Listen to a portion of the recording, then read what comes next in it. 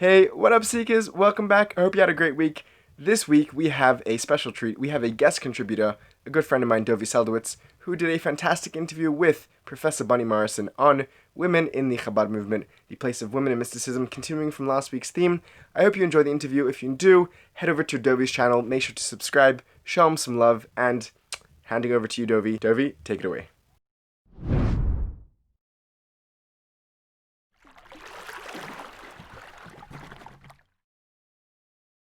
Hi, I'm Dovi, and I'm speaking to you from Sydney, Australia. Thank you to Zevi for the opportunity to share this interview with all the seekers out there. And this interview, I admit, is going to be a little different from the other videos on this channel. In this video, I'm going to be speaking with a women's history professor who spent over a decade researching a religious group that prides itself for its tradition of intellectual mysticism. But first, it's fair to ask why history and the social sciences are at all relevant to the study of mysticism. In this video, we're actually only going to skim the surface of a couple different mystical ideas, such as the Kabbalistic creation myth of Tohu and Tikkun. Now, it's important that we take a step back and ask ourselves if there are trends within mysticism that relate to social issues, to class struggles, or in the case of the topic of this interview, to gender divisions in society.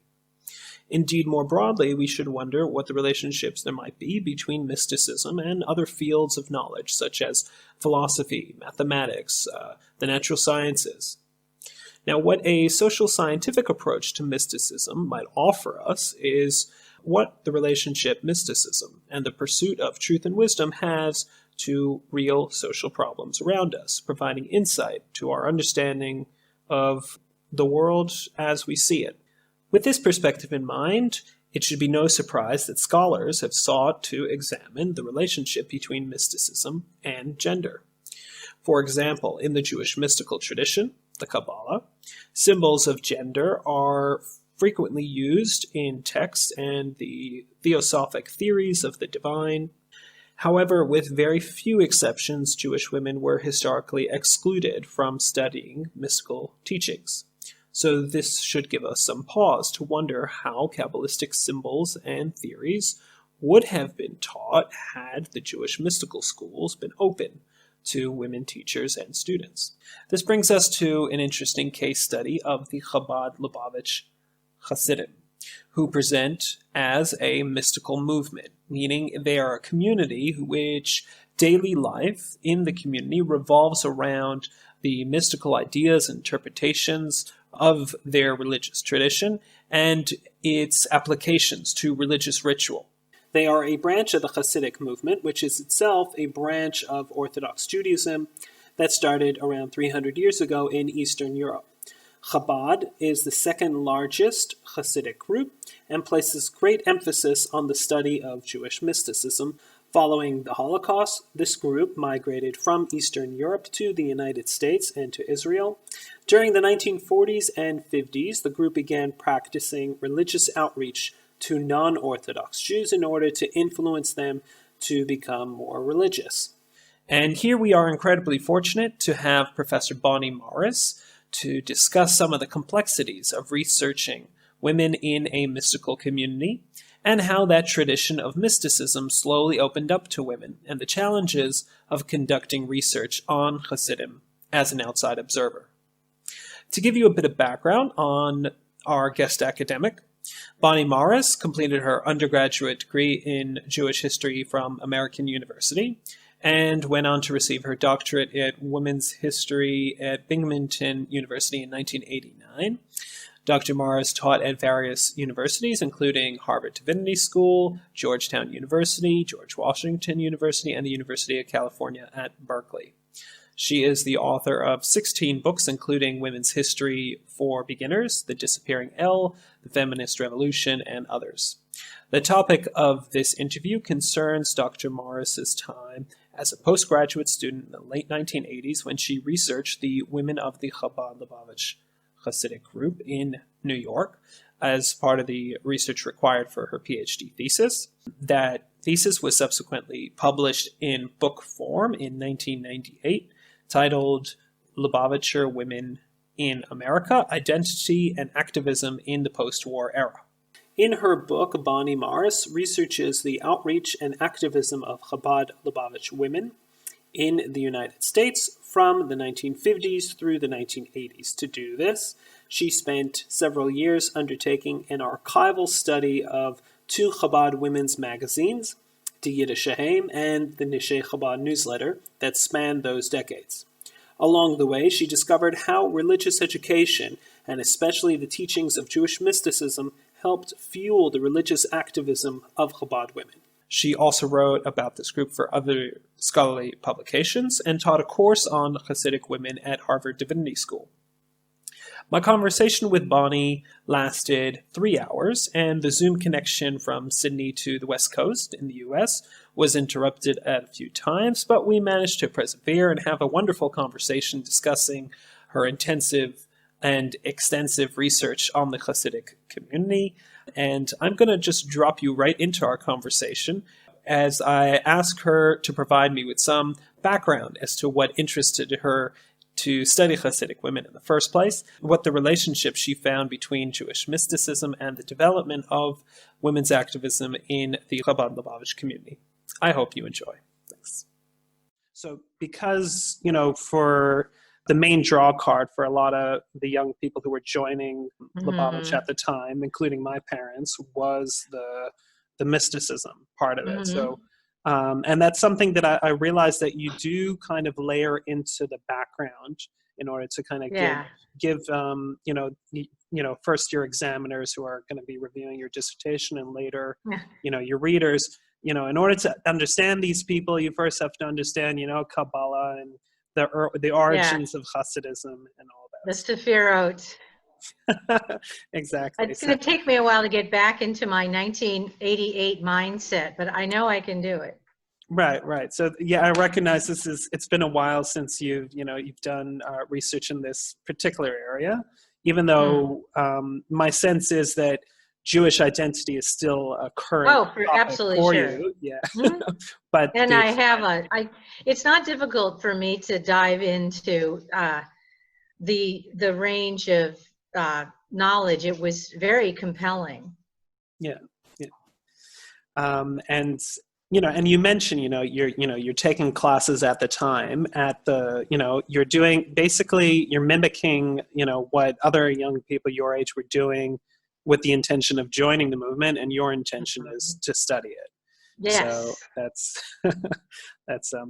quite a bit. Okay. So Crown Heights wasn't your first encounter with Hasidic Jews. You mentioned, going to Israel at some stage, but there's not much that you kind of write about. Can you kind of share what your first experiences were? Yeah. It's a pleasure to know that someone's actually read my book and read my writing and knows about me from that. So to explain myself, I'm the daughter of an intermarriage, a Jewish mother and a Gentile father. I grew up in West LA, which was very Jewish to my experience, culturally, linguistically, the food. I was aware of holidays. I was very much aware of Holocaust history. And I did not go to Hebrew school, but I was aware of Hebrew, and I was actually writing about it. In second grade, I found a short story that begins, did you know Hebrew? In Hebrew, he means she, and that sort of thing. I became aware by the time I was in high school that I lacked a religious education in Judaism, and I majored in Jewish studies in college, and I attempted to rapidly create a kind of remedial knowledge in practices, halacha. I was very well read in history, but not so much what you would call dailiness. And it was normal then that everyone spend their junior year in Israel. And I was at a heavily Jewish college, American University in Washington, D.C., which had a very good, intimate Jewish studies program. And I won a scholarship and went to Tel Aviv University, which was more secular, but nonetheless had a fantastic overseas program where you could take more or less as many classes as you wanted without having to pay any extra tuition. And I think I took 7 in fall of 81 and 6 in spring of 82. And they included, rabbinical texts and intro to Talmud and history of Zionism and Russian Soviet Jewish politics. It was in those days off from classes that, of course, I spent time in Jerusalem and encountered the many different Hasidic communities, which I had not seen close up. And of course, I was invited to share holiday meals and learn to pray at the kotel and all of the various gender rules. I was constantly in trouble for writing on Shabbat. That was new to me, that I couldn't write in my journal and that counted as work. I thought it was so spiritual. But all of that became part of that year. And I returned very interested in the role of women in the Middle East in general, but of course in Judaism in particular. And I made up my mind to change my studies I had thought about becoming a woman rabbi, and now I wanted to get a doctorate in women's history. So I went off to the only place in the U.S. you could get a PhD in women's history at the time, which was Binghamton in upstate New York, another very Jewish but state university, a public Ivy with a huge Jewish undergrad population and a lot of support for the kind of work I was interested in. And I pretty much arrived knowing I wanted to do my dissertation on something to do with the tension between Hasidism and feminism. And I began studying with David Beale, who wrote quite a bit on Hasidic mysticism, and his wife Racheli had written a book on Jewish women and Jewish law, and they were an amazing pair.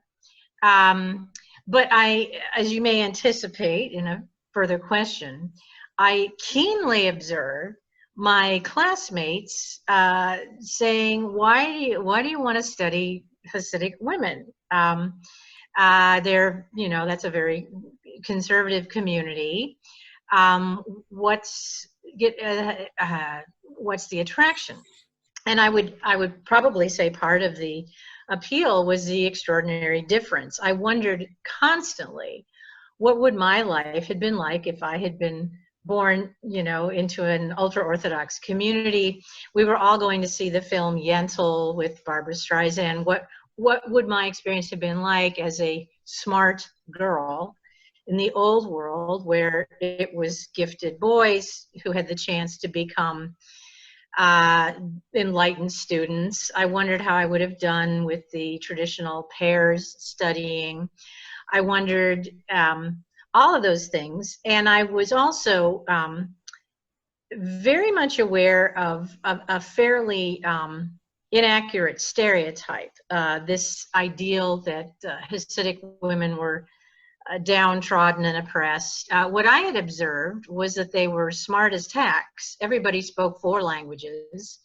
The women were the shlichut, or the missionaries, doing the outreach to, the lapsed Jews like me. They were extremely convincing, appealing, persuasive, dynamic. Everyone had a giant throbbing brain. So the idea that this was this shrinking violet community, this was not accurate from what I'd seen. And I was also, very much aware in comparison to some of the non-Jewish students of this whole tradition where, while the men were studying, the women were earning a living, they were out in the public square, they were dealing with the worldly issues. In the case of oppression and pogroms, they were the ones hiding their husbands and arranging for them to be packed off to another country. They were activists, politically savvy. They had to know how to handle the money in the family, and they were doing all of that while negotiating between the mainstream Gentile world and keeping kosher and adhering to appropriate standards of snus and all of that. Yeah. I just thought this was the bee's knees. I wanted to learn everything I could, but I had many lapses of etiquette. One of the first things that I did was arrange to do, I had a letter of introduction. I had encountered the magazine Wellsprings, which was distributed all over and was sort of my intro to Chabad literature. And it had various contact names. I contacted a friendly rabbi who was listed and sort of got permission to come to Crown Heights and use the youth library, which had all of these archives, including the entire print run of De Yiddish Shehem. So I sort of had the appropriate letter of introduction to the community. I knew how to dress modestly, but I kept making mistakes, like buying things in a store and trying to take change from a man's hand instead of understanding. He'd put it on the counter, I'd take it off the counter. I would stupidly introduce myself to people saying, "How are you?" And the correct answer is Baruch Hashem. There's no small talk. And so I was very candid, I hope, in my ultimate publications, that I was grateful to be welcomed. I intended never to critique or shame or otherwise be disrespectful of a community that was very courteous to me. I was, of course, often nudged to be more observant or asked about my practices, and I was cheerful, open, and had a boundary. I didn't have any unpleasant encounters. I didn't have anyone judge me. And I had, of course, in the style of Chabad, I had lots of young women my age say, "Oh, it's beautiful to see how your Yeshama is crying out for Hashem." And, I could recite all this language even now. The fact they thought it was wonderful that I was interested was very encouraging. So I had no interest in trying to pigeonhole the community. What I found was, two really great tactics, or let's say approaches, I thought made a difference when a Lubavitch woman reached out to somebody they wanted to bring into the community. One was the whole constant recital of being Ashes Chayil, and a woman who had resisted the golden calf at Sinai and was therefore ahead of the men, more spiritual. The whole rationale that women didn't do the same specific practices as men because they had better things to do, because they had proven themselves worthy from the beginning, so they didn't have to do the same amount of prayer time. This was very persuasive talk. But it also positioned a kind of feminist argument that nobody was talking about, which was, American feminism, that's all nice, but Jewish women don't need it. They're already liberated. What are they liberated from?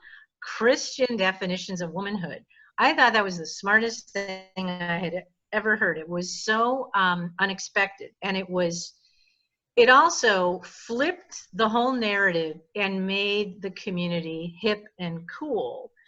We also dislike pornography, or we also don't want women to be objectified, and therefore there are these practices, including family purity, tacharas mishpacha. I'm remembering all this now. And, look at it from a liberated viewpoint. You don't have to give in to your lecherous husband. So no one had looked at a community as having this proto-feminist vibe. Then in about 10 years, it changed, and everybody wanted to wear a red thread and so on. And people were writing about the alternative aspects of leaving poisonous mainstream society for a more spiritual path. Anyway, I was alert to all of that, and I also thought it was delightful that here was a community where, although there were boundaries for men and women, it wasn't so much like traditional Italian community where women couldn't go out without a chaperone. The women were all over the world doing outreach, and in fact their lives were not so different from mine. You could publish, lecture, travel, have your own, I suppose, blog now, but the content was religious. But in structure, nothing held back a Lubavitch woman technically from being a high-achieving representative of her own community. And then the same is true in lots of other communities. If you, as long as what you're advocating is not breaking the rules, you can sort of bend them by being a well-known female leader. And I have a few. I went down and got some stuff. Boy, did I have to run to find my little archives. This beautiful little old copy, beautiful artwork in every issue.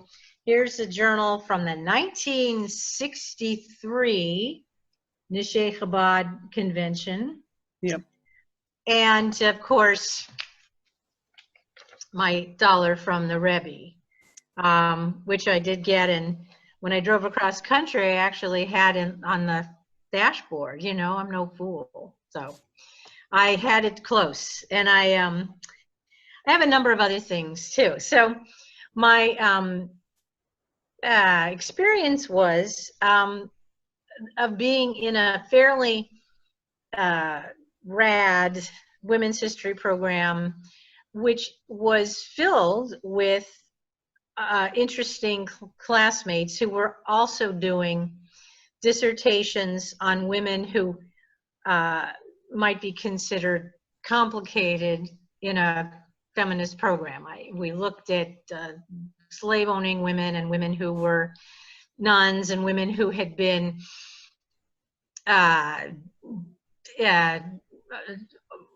controlling of domestic servants in royal courts and so forth. You know, people looked at how women dealt with power when they had it and when they didn't have it. And so ultimately, the first article I wrote before my dissertation was published as a book was called Agents or Victims of Ideology. And my argument, like my friends, was, we're not going to talk about so much whether what women did was right or wrong. We're going to talk about what they did with their permitted agency. Given a philosophy that you should marry fairly young, have children, you don't need a secular degree. If you have to learn computer to earn a living, okay. But you could rise to be the head of a women's organization that had a great deal of activity, power in, and also you were in the company of other women. There were all kinds of wonderful sisterhoods. Their piety, I mean, it was all very moving, and I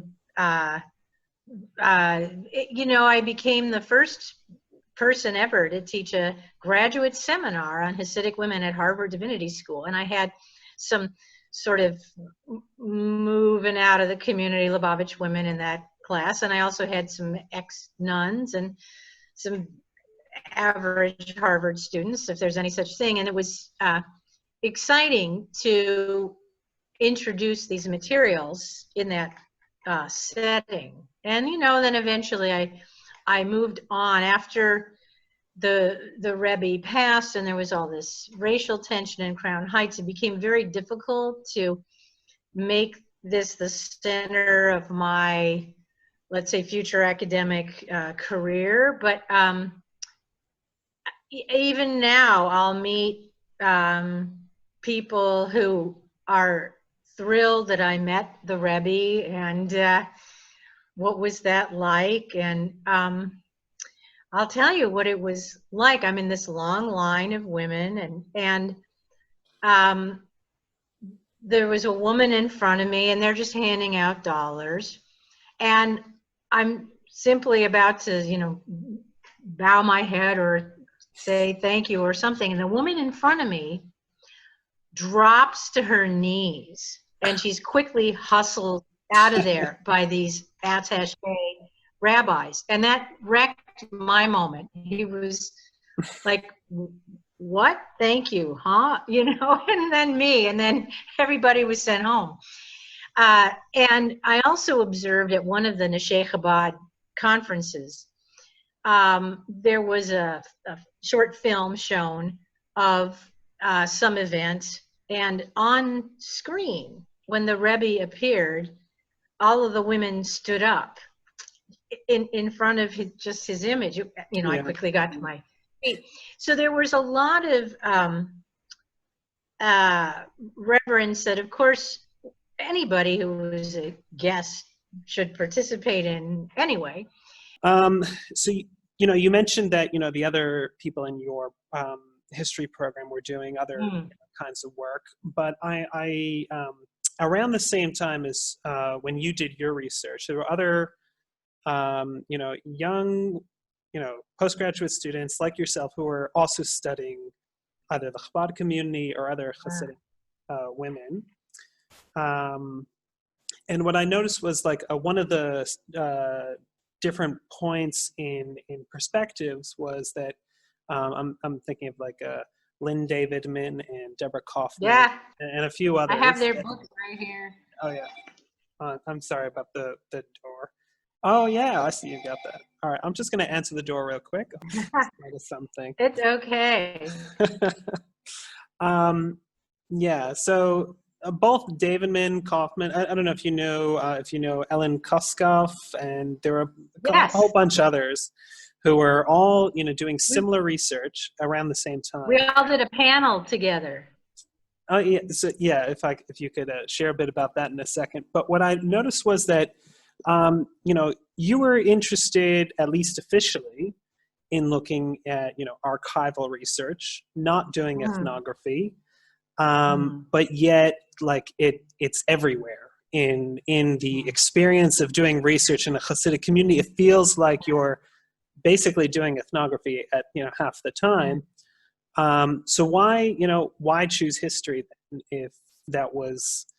if the present was really calling to be studied? I'm as surprised as the next person that I ended up being a historian. And I, believe it or not, I always wanted to be a writer, and I expected to be a writer. But I also, for a while, I wanted to be an actress, which I must say gave me some good training in speaking and presenting and moving from one persona to another, but and now lecturing in a class of 200 at Berkeley. But most of the background I brought to graduate school was from majoring in Judaic studies, which was not all history. A lot of it was about the place of Jews in the U.S. and assimilation, intermarriage like my parents. My first book was actually about my parents' high schools in Los Angeles, which segregated Jews and Gentiles in their social clubs. And I was very interested in the demography about the future of Jewish population, and I was interested in many of my friends who were children of Holocaust survivors and their particular upbringing. I also was fond of Jewish humor, theater, language, food. So to be identified as a historian, I felt very much behind. When I got to grad school, I rarely spoke up. I was aware everyone had more grounding in the academic language, or, what's a primary source. I didn't know. And I had to learn as I went along. I was well read in, the sort of a history of Eastern European Jewry, and some with the construction of modern Israel. But I wasn't as familiar with let's say, the history of responsa or shifting rabbinical courts, or all of like the tension in the Satmar community. Just even now gives me a headache mastering all of those different arguments. And then there were all of these breakaway groups, and you had to know the names of everyone's towns of origin, who you know, came from which village, and was that the name of their sect or not, and which group was a rival to the other, and how not to bring up the wrong name.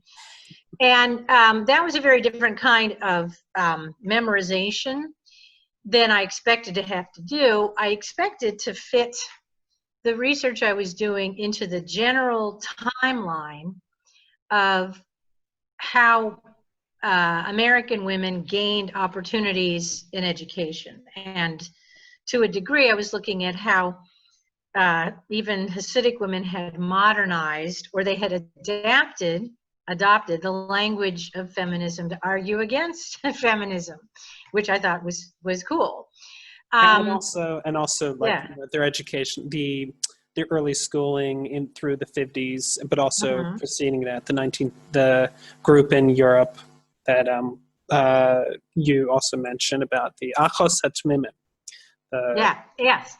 And people like the modern Orthodox, people like Blue Greenberg, who wrote very candidly in one of her memoirs that, you know, as a girl in the, I guess, the Pacific Northwest, it was very unusual to see young men wearing big yarmulkes in public, and that even she didn't know how this was going to work in her future marriage. And then rapidly it became much more important to be a living Orthodox community, and that everything changed. It became more mainstream to be able to find kosher food in, you know, a store. And even now, I love pointing out to friends in unexpected places, I'll take the sweet and low off the table and say, I'm going to show you what's called a hexer, you know, and do you know what that means? They're like, no.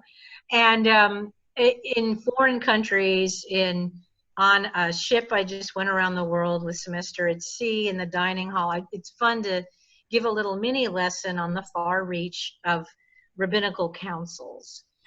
That's a whole, that you could think of as not just ethnography, but branding. How did Chabad become a brand? What about that whole Sivas Hashem line of products? I had all of them, the stickers, the t-shirt, you know, there were cassettes, comic books. I have all of those. I have the whole set of Mendy and the Golem. And I was delighted to see how much cartoon art was being done by these guys who used to draw for Mad Magazine. And I'm sure for them it was work, but for me it was proof that there was a link between liberal Judaism and Orthodox Judaism, because people who were terrified that there could be another wholesale assault on Jews secretly wanted there to be somebody who was keeping up these practices from the old country. Okay. You know, you mentioned that you probably weren't the most conspicuous person in Crown Heights at the time. There must have been stranger characters around, including, you know, young women and young men who grew up either secular or non-Orthodox, joined Chabad at the time. Were there any, you know, individuals there who you encountered who could at least relate to the kind of the questions that you had, which, you know, from a non-Hasidic perspective, to question the roles, and that at least there was a conversation to be had there? You know, I have to say, honestly, I did not get close to any one individual, and I did that deliberately. I didn't want to do what Liz Harris had done in her book, where she embedded herself in one family and then wrote about them, a little bit of a bug under glass. And in fact, I was relieved that through the lens of history, I wasn't supposed to be basing my scholarship on contemporary practices. I didn't want to become intimate with any one family and have them end up feeling I had betrayed them or judged them. So I just sort of traveled alone. I did most of the work just through print sources. Now I did visit Beth Rivka High School because I was very interested in what was permitted or subscribed to in the library. And I think I wrote in my book that I satisfied myself you could get a very good secular education if you wished to through the books that were there, although a lot of them had pictures cut out or things torn out or changed, and it was interesting to see which ones were. And naturally, some of it was nude art and art history. But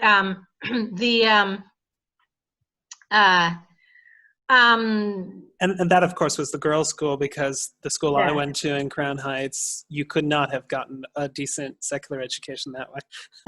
because you had something else to do, and the women were still in this twilight world of taking their oh gosh, on top of everything else, I'm trying to remember my New York, the Regents exams or what have you. Could you prove that the school was satisfying these credentials while simultaneously preparing the girls for a future in a halachic home? So there's so much that is relevant to other historical topics. There's such long answers to your excellent questions. Well, I'm going to change gear a little bit and just jump straight into the topic of Hasidic mysticism and how you've kind of, worked it into both your writings, but also, kind of like almost the how mysticism becomes political and also enters the public sphere in general, the social sphere. So just to layer a few things in. Okay, so you do write, I mean, you brought it up in this conversation, but you also read it as well. Ideas from the early Kabbalah about, the, Tikkun, and then subsequent Hasidic ideas about the soul, and the Pintel Yid being a big theme. Yeah. Definitely in conventions that would have been Chabad conventions, the women would have been, the speakers would have been going on about the Jewish spark and all that. Oh, yeah, the divine spark. Yeah. So now traditionally, Jewish mysticism is supposed to be for the elites, that, the ideal student to the Kabbalah is a man who's at least 40 years old, who's married, 40, yeah. who knows all of Talmud, all of that. And yet, you were probably one of the first, academic to write about this study circle of Hasidic girls in the 1930s studying Jewish mysticism in Poland. And this would have been so like, how does that all fit in? And do you see a connection between the mysticism that was being taught and also the kind of the social activism of the Lubavitcher? Yeah. Wow. What a great question. It's such a pleasure to remember that I used to be this leading scholar in this area, I mean, in some ways I still can be. First of all, you're right that I learned from Lynn Davidman and of course, Deborah Kaufman was my colleague. I taught for a year at Northeastern, and we all were on Ellen Koskoff and Deborah and I were on a panel at the Berkshire Women's History Conference in 1993, which was a very good experience. And they were both interested in the appeal for women returning to Orthodoxy who had become dissatisfied with the problems for women in a secular world that had become very pornographic and hostile. In looking at Sarah Schenier schools in Poland and the development of the first schools for girls, it was clear to me that part of what made girls' study groups acceptable was that the alternative was communism. There was a very clear threat both to the physical Jewish community in terms of the Soviet Union's ideology, and a spiritual threat that if girls were not allowed to be conversant about the issues that were utmost to their brothers, how were they going to be able to talk to future husbands in a way that created a harmonious home? Another phrase I'll remember, don't tell me, because it's on the tip of my brain. And the sort of reluctant giving in to some studies in Hasidus for girls was based on, a substantial number of teenage girls running off to become Marxist revolutionaries, and they were so alienated from the knowledge of their own community. So some of that was done to save the community and to, these are some of the same issues that you could even see in a contemporary film like Diner, set in Baltimore, 1959 or whatever, where a very Jewish film, the young men who are about to marry are terrified they won't have anything to talk about with their wives because they've been socialized in very separate worlds. The guys are talking about cars and jazz and football, and the women don't know anything about those things. So there are different minds about whether you have to have the exact same interests to have a successful marriage, but the idea in the 30s was it's not simply interest, it's also practice and devotion and immersion, everything from how you eat to lovemaking, and also the way that children are raised, which if it's going to be primarily the time with the mother, she had better be able to pass along this info. And I also think the eventual shift to a post-Holocaust community that had to keep alive traditions that had been lost and had to repopulate rapidly, gave all the more meaning to instructing children in the importance of releasing divine sparks and being aware of evil in the world. I can't even count the number of times that I have shared with women who don't know anything about Hasidic mysticism the whole creation story, that there are these shards that fall into the world and scattered light, and there's pain and there's also beauty, and we live with both. I think everybody can relate to that. The idea that you can be more a spark of light than a painful shard is a wonderful concept. So it's those, this is a terribly watered down version, but it's not that hard for the average person to understand. I think also the idea that you bring joy and devotion to every activity, I think that's a real lesson now for people who are sheltering in place, isolated from one another, and how do you, get up every day and have your string beans when all restaurants are closed, and you have joy in being alive with that string bean. You finished your PhD in like 89, was it? Yes. Mm-hmm. And Lubavitch in the early 90s started going on their Messianic trip thing that lasted a bunch of years. A long time. So the way I look at it is I see, okay, this is a way to, an attempt to force mystical ideas into the sphere of politics. Mm-hmm. You've got their, idea of messianic redemption and how that's going to play out. Now, and then obviously 1994, the Rebbe dies, and, the community takes a while to recover. And you wrote at the time around then that, give them 10, 20 years, there'll be a new Rebbe. So what have your... Wow, I can't believe I said that. What a naive thing to say as a young person. I am so embarrassed. Well, you weren't alone in this kind of, way of thinking that, if Hasidic communities are built around the leadership of a Rebbe, and some of them, some groups even have two that they got to fight over to see who's going to be there. So it would make sense if, Chabad were to have, another Rebbe. Since then, obviously, it's just from the conversation that we're having now, it seems like you're very well aware of how the community is doing currently. Where do you think they're headed? Well, you're correct that there was like a 5-year period which was not only haunted by, you know, is the Rebbe Mashiach, but also.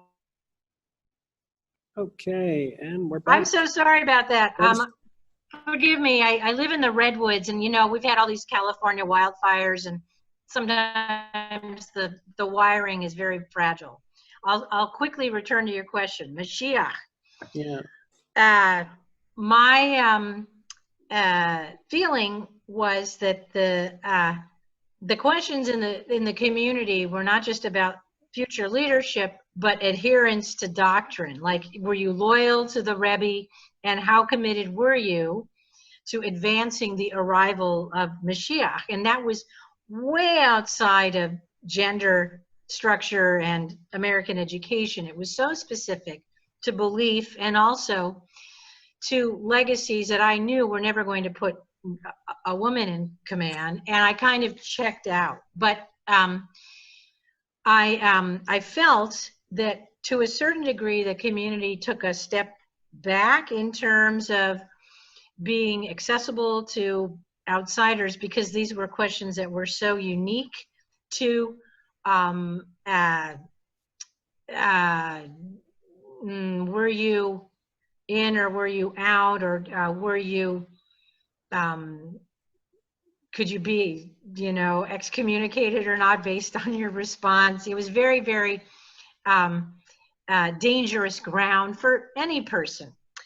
One of the things that I felt then was that inevitably the community would look to the foundation that the Rebbe had established of greater education for all as the hallmark of his achievement globally, and they would move on in an attitude of respect, and if there was a next leader that would happen organically.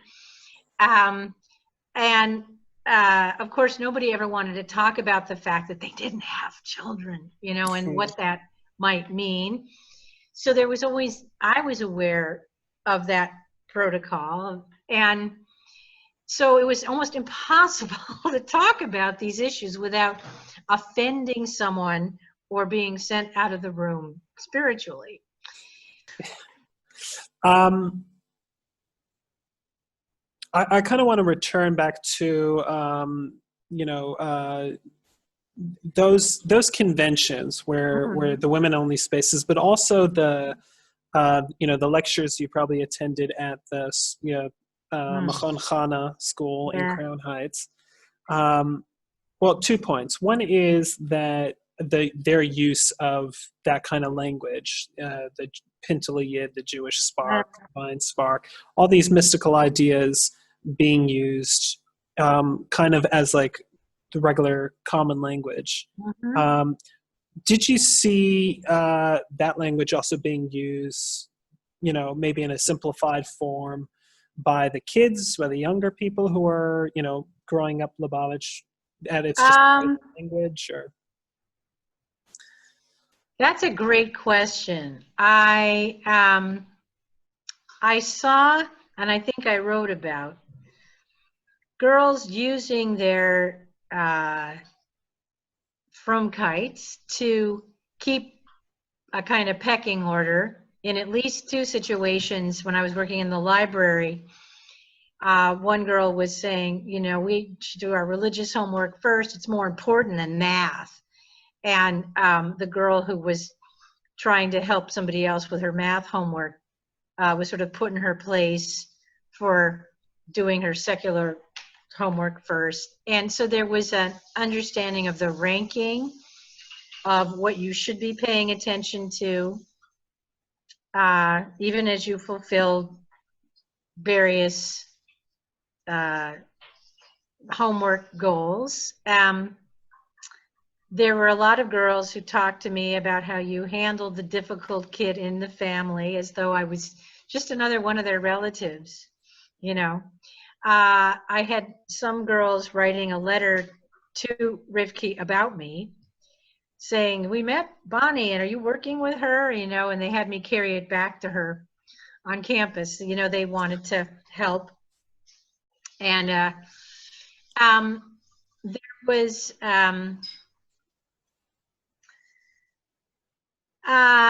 one young woman who said she was from England, had a lovely British accent, and she said she had the choice of doing her studies either in Minneapolis, you know, or in Crown Heights. And she said, but of course, if I could be near the Rebbe, what would I choose? And I'm like, oh, of course. And so there was, and then she ended up being like the keynote young woman speaker at the conference. And she gave that famous speech about, you know, it's not a burden to carry all these commandments. There was someone who was carrying a bag of diamonds on his back. I know you know this story. It's, you know, if it's so valuable, you don't mind. So I heard young women asserting parables or priorities that were familiar to everyone.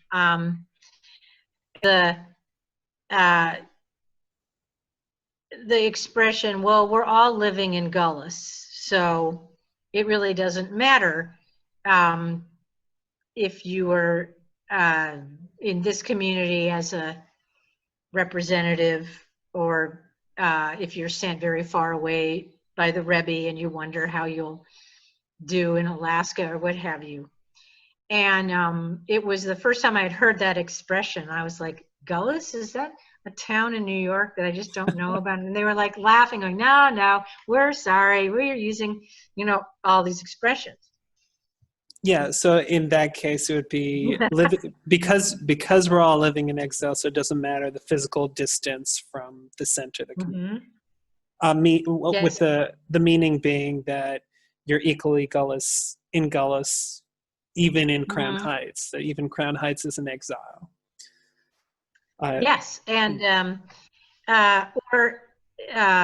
you know, the joke about a Jew will answer a question with another question.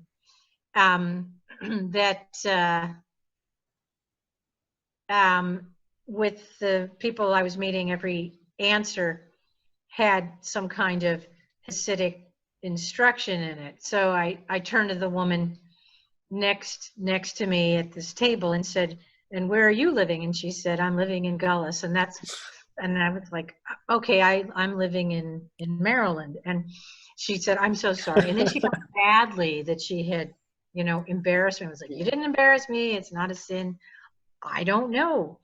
So my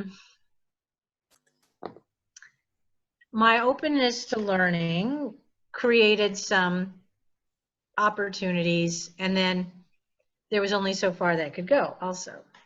Yeah. Being female. So that was the deal. So one of the things I noticed was that at least in the Minneapolis program, I'm not sure about the other ones, but the main teacher who would be teaching Jewish mysticism would still be a guy, would still be, you know, Rabbi Friedman. Oh boy, never met him, but what a powerful figure. Right, and so in some ways, like even though you know, this Jewish Hasidus is being taught to both the newcomers and to the insiders, at least in a lot of settings, the authority is always going to be a guy who studied it for a long time, at least at the time. Things I don't know what these programs are like now. What was your experience attending classes in Brooklyn?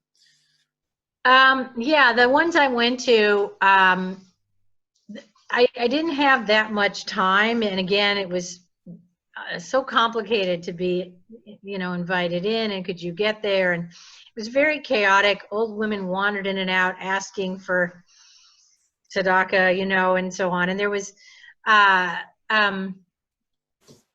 a kind of structurelessness that I felt wasn't necessarily what the guys might be getting, but mostly it was women who seemed quite severe, who would primarily talk about interpretations on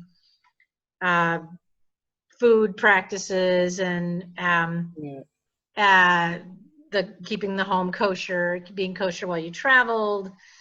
I'm trying to remember. Everything seemed about food. Or maybe it's just the things that I elected to attend. But very focused on like the laws as opposed to, Yes. To get that other stuff. On appropriate observance, and in particular, observance in the home, and what some of the Lubavitch practices were compared to other communities. And then there was a very overt campaign, oh boy, from the designers of the brochures to make it look fashionable and modern, and to coyly use mikveh-like phrases. Immerse yourself in Jewish learning was on everything. Yeah. And so there was a lot of reminders that even though you were immersing yourself in learning, what was expected of you was to be this modest woman aware of her purity and so on. And what I knew about all of that at the time would fill a thimble. I mean, I learned, oh, wow, okay. But I understood that there was this complicated dance between being really authoritative about what a woman's obligations were, but then go do them.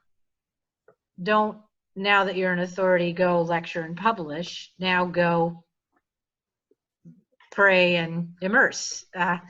So the vibe, sorry to use hipster California slang, but that's my dad's side. So coming from these lessons, the impression I had was that the women who led them were never interested in learning for learning's sake. They felt almost annoyed in their obligation to educate the less tuned in. Like, how can these other women not get it already? But okay. And one of the young men who was sort of an intermediary said to me, I know you want an interview with this woman and that woman. They're very busy. Sometimes they'll speak in a kind of brusque way. You understand what I'm saying? And I'm like, yeah, I do. Why would they want to make time for a little pisher like me who doesn't know Aleph Bet? And he was impressed that I could use those phrases. I was like, okay. So the women who were authorities in the... Sorry, you mentioned also earlier, who was someone you wanted to interview? Well, there were two editors of the Yiddish Haman. One was Rachel Altine, and then the other, I'm so embarrassed, I can't remember her name, the woman who was the Yiddish editor.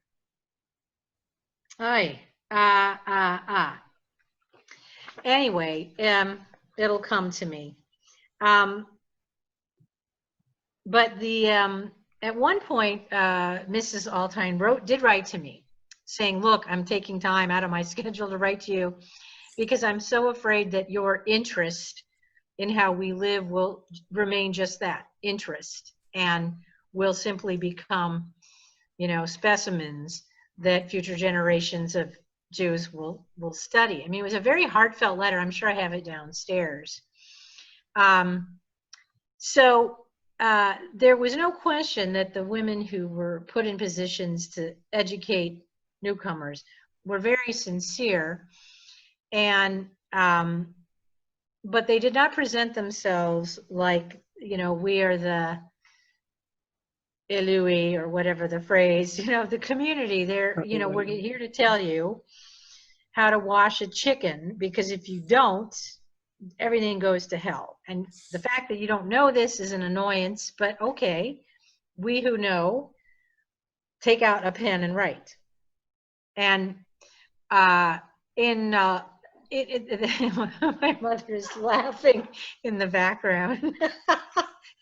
So I had a sense of humor about what I was seeing, because I can tell you, as someone who grew up on two coasts in a bicultural home, I was adept at translating, and I understood that this was also the same kind of community, people who constantly have to translate not only to each other but to the outside world.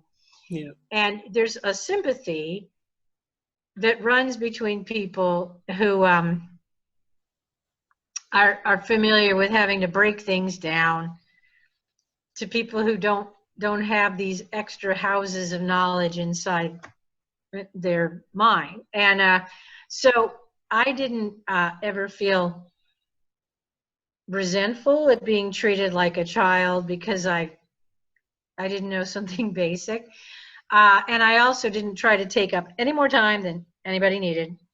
Also one of the things that also comes across is having to try to blend in as much as possible, like you mentioned earlier, trying to dress the part and all that. Did you wind up taking on a Hebrew name in order to navigate that world, or did you just stick with Bonnie? No, oh my God, you're so right. The very first thing everybody told me is, did the Rebbe give you a name? And I was like, no. And everyone told me, well, he's going to have to give you a name because Bonnie is not Jewish. I'm like, I know it. I was named for Brigadoon, and my brother at least was Yankala in my grandfather greeting him, but I didn't have one. So no, I'm really delighted that I ended up getting not $1 but $2 from the Rebbe, but there was no time, and then, but yeah, there were things I did not complete in the community. Yeah, well, considering the time, maybe I'll end off with this. If either you or someone else were to pick up where you left off and say, okay, what's the story of Lubavitch women from 87-ish onward? Mm-hmm. What would the story be? But what were the questions you would want answered? Wow.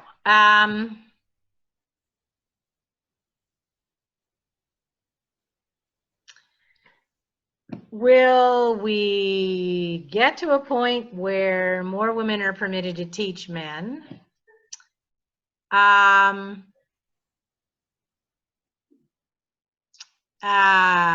Is there, in the backlash against women, praying at the kotel, emblematic of, it's not enough that you do anything separately from men or in a woman-only group. It's taking on the appearance of doing what men do that's offensive. How are we going to negotiate that in other situations? When will women be counted in a minyan? If we move away in American culture from African Americans being 3/5 of a person, can a woman count as a member, of a quorum? I mean, those are very big theological discussions, but I would be interested to see how those dialogues play out in actual at Beis Rivka. Are they? Some of the recent literature that's been so depressing from people who have left more restrictive communities reiterate, you're not allowed to question, you can't challenge, you can't talk back. So a big problem is, well, I would ask, has the climate opened up for probing questions, or is that clamped down? Is it open only to say, look, we're more enlightened than the Satmars? Or is there a limit on where women in particular can raise what are really good sage-like questions. And who will be the woman who will come up with a question that's considered worthy enough? And where are other justifications used to silence those women? Honestly, I would say that most of what I've read in the past 10 years has been the terrible question of, sexual abuse in the Hasidic community and what's covered up and who responds, and do you talk about it to the outside police system, or the other issue, of course, being a woman who's unable to remarry. Oh yeah. I can't remember all the language, but those seem to be the two big issues where the response is these are intimately connected with gender and family, but we don't want to talk about them to the outside world. We have our own, justice system. And I think we've moved in the United States to the point where more and more you have social workers who are going to interrupt even some of the most private community spaces, and how that's handled is somebody else's thesis. But it's part of the changing landscape of equal protection under the law. Right. And if you say Hadina di Malchut Adina, then you have to acknowledge that's part of American law, even though a lot of people resent it. I can't believe I even remember all these things, but you brought it out of me. Right. Look, maybe put it another way. If in 200 years from now, Chabad has a woman Rebbe, if that were possible in 200 years, sure. What would be the necessary steps to get there?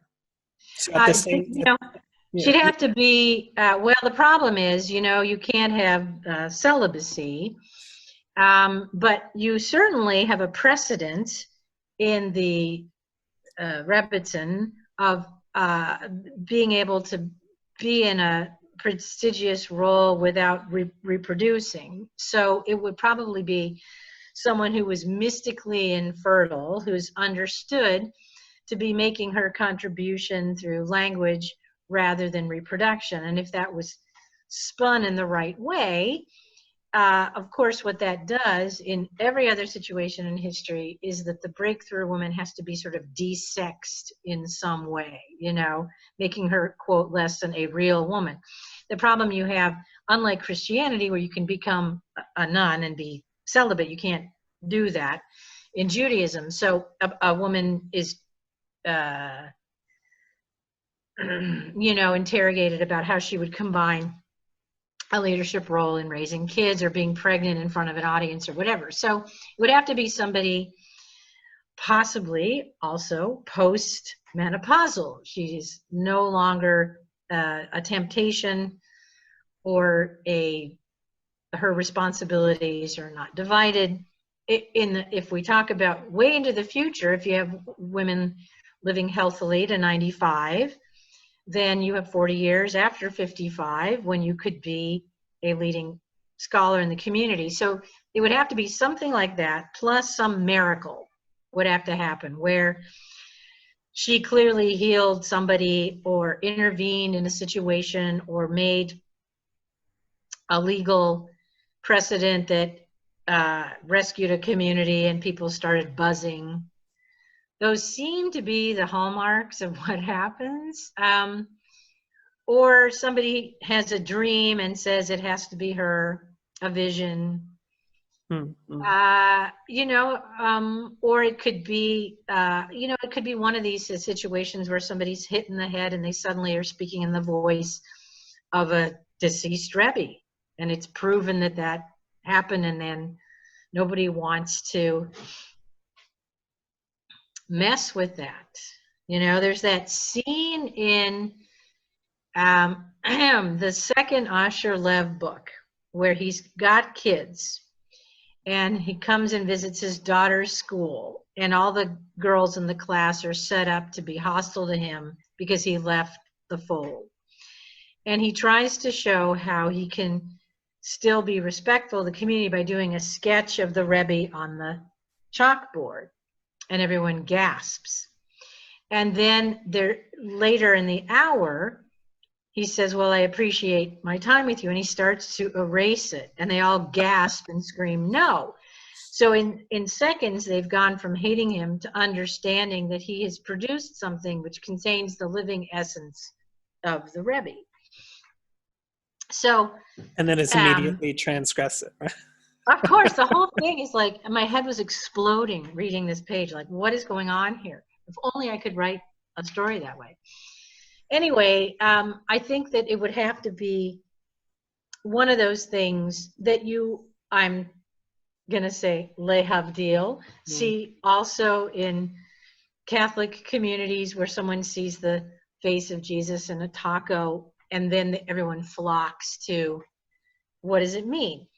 So it would have to be equal parts something mystical and a practical need for a person who is a go-between, a stadlach, is that the right word? In a time when somebody needs to be a appointee from the community, and there's receptiveness to this woman.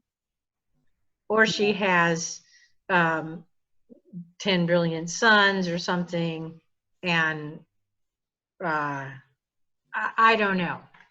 So the current model of having a, two shluchim, the shliach and shlucha,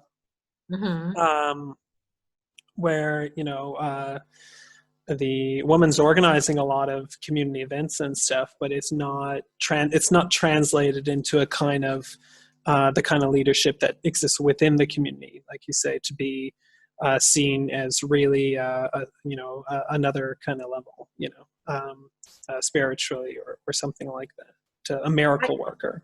Yeah, it's very hard. I think the hardest thing for me was going. The problem for the problem for many Jewish women is being in a twilight space where, in my instance, I went to a very wonderful Passover Seder at the Chabad house in Washington, D.C., which happened to be the headquarters of Chabad in D.C., was down the block from my apartment. I could practically fall out my front door and go there. And I nervously watched every fall as a police car was parked at the end of their street so that no one would attack them on Yom Kippur, which, I had those feelings of protectiveness. Well, I went to this Seder, and I was, of course, greeted by the young guy and stupidly forgetting everything I know, stuck out my hand. I'm Professor Morris. And of course, the fact that he wouldn't shake my hand certainly had an effect on the evening for me, even though, of course, I'd experienced that before. And I thought, boy, it's been a long time since I've been at a Chabad event. I'm so stupid. But on the other hand, when he goes, I'm not shaking your hand because I respect you, is a hard thing to swallow. But then the evening continues, and I'm shocked that in year, whatever of this century, young people were secretly texting under the table on their cell phones. And are you insane? This is Passover. What are you doing during, let alone whose house we're in? So I retain my ability to be shocked by assimilationist behavior and to be offended by Orthodox rules. And I think that's where many people are. There's a desire for representation, but also not to feel that your body is a pollutant. Right. Yeah. I kind of think the next big step would be if, a Chabad menorah lighting where, that would be a good space to put the Rebbets in, Oh, yeah. And there's nothing Jewish about it. I mean, you go up on this mechanical basket, everything's, although I must say, I imagine the Rebbe as an engineer would appreciate, you're launched upward through this, hydraulic system. Anyway, it's, these are very meaty questions. My sense is there's a very small handful of women who wrote about the community at a point when it became possible to do so. And it was all started by Liz Harris, who wanted to write for the New Yorker. And even when I read that, I remember feeling crushed that someone got to it before me, but I understood I could do it differently, that I was writing as a historian and I wasn't going to live with one family. I loved the passage in which she says, one of the young men permitted himself a small sigh because Lubavitchers have to do so much explaining. He said, I'm picking apart the lettuce because I have to find bugs. Bugs aren't kosher, and that's what I'm doing. And she was able to portray the family as patient, but that she asked a lot of questions. And I was going to try and research my questions and not get in anyone's face. But I learned along the way, because people kept taking me aside saying, we love that you're using our library, but you can't take religious books into the bathroom. I'm like, I'm so sorry. Or whatever it was. And of course, being unmarried at the time, I went into the Tzivos Hashem store, this whole toy store with all this stuff, probably made in China, but and I wanted to get the T-shirt. We want Mashiach now, and they said, "Okay, what size is your son?" And I was like, "It's for me, okay." And then I said, "I'm going to pin it on my door where I'm teaching." They were like, "Oh, okay." So, like, who is this adult woman who's buying all these comic books and toys? And my own mom took a sticker from my collection and put it on something in the kitchen. Rebbe is proud of me. And so I saw it in the house, but that was from my collection of this material that had never existed before. There hadn't been merch. Yeah. Hasidic merch, I thought was collectible, and I have much of it somewhere. Right. Yeah. My favorite part was reading, how you notice the comic mimicking reality with complaining, the cartoon Rifki or whatever her name is, complaining about the school being broke and all that. And that's oh yeah.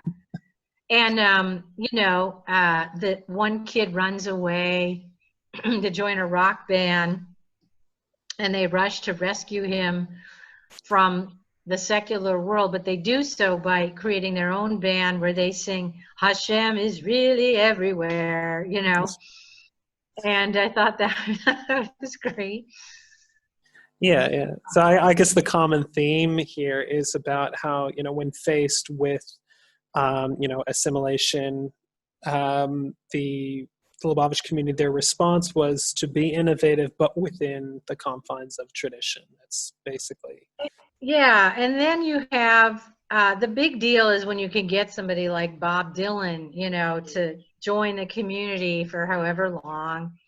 So that's a very American thing, to want a celebrity on your team. Yeah. And I was mindful of that. That's a big part of the way that communities do outreach. Look, we have so-and-so. on the other hand, I, like many other people, enjoyed Adam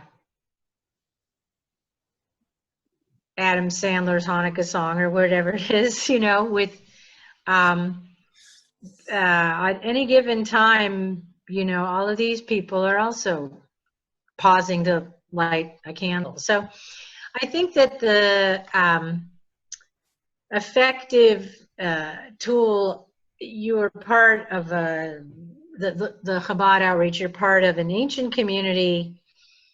Other people feel just like you. How do I become more observant and maintain my place in the U.S.? We can show you. It won't be painful. Look at the other people who have learned. Do you know that so-and-so is, and also the thing in Liz Harris's book, Holy Days, she said, the woman she's interviewing says, well, my sister wanted to know,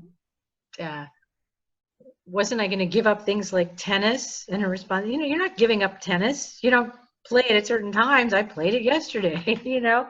You can do many things. So there's this vision of this silent, downtrodden woman. I just really, really wanted to expand that image. I wanted to explode that stereotype and say, that is not serving women's history. It's convenient to you to make this a two-dimensional person, but aren't we here to recover lost history? And you don't want to do it, fine. This is my area, and I can do other things too. Surprised? How come? I had fun talking back to people. Right. That seems like the real contribution to the literature is to say, okay, these women's, their lives are more complex than the stereotypes, than the media representations, than the Netflix versions of them. But at the same time, what about the use of scholarship for the community? Because I don't know if your writings really were read by. Oh, I was so afraid of being outed, and that I was afraid of getting hate mail. But I think a lot of people have cited me who were also just discovering the community. I don't know to what degree I was banned or just not useful. I've seen this might be, I don't know if you've seen this, but Tali Lowenthal, who's he's a Chabad scholar of Jewish mysticism in England, writes in one, I forget if it's a journal article or a book chapter, writing about how several shluchos that had read your book and then were having debates about it. And then, wow, holy mackerel. Well, that's exciting. I'm excited. That's really exciting. So in England, I'm infamous. Good. I mean, it also helps. No, but more than 10 people, because I'll tell you, one of the most memorable things that will always be in my mind when people say, where were you when 9/11 happened? September 11, 2001. I was at my bank trying to cash a royalty check from the book, and it was a check for $2. That's what you make as an academic author. You have to sell so many copies before you even get a royalty, and then you get whatever percent. And I was walking downhill laughing at, 10 years of work, and I get $2. Okay, and then I'm like, how come everybody's running the other way? And then why is the bank closed? And then somebody said, because America's under attack. So I always associate wondering, does anyone read my book with 9/11? Yeah, and I would not have thought of that, except you mentioned the fact that 2 or more people have read it in the community is thrilling. Hey, I hope you enjoyed watching that interview with Dovi and Professor Morris. If you enjoyed it, please give it a thumbs up, a share, and head over to Dovi's channel, Chabad Sociologist, where he has some great material. And if you would like to be a contributor on the Seekers of Unity project, please drop me an email, drop me a message, and let me know what you have to share. Because we would like to put out a video every week, and most of these videos take at least 3 weeks worth of time between researching, writing, filming, and editing. And it really helps when other people jump on board and take a part of the creative process. If you would like to get involved with that, as I said, drop us an email, seekersofu@gmail.com, and we will talk about what you got to offer the crowd of seekers. Much love, keep seeking, peace out, bye.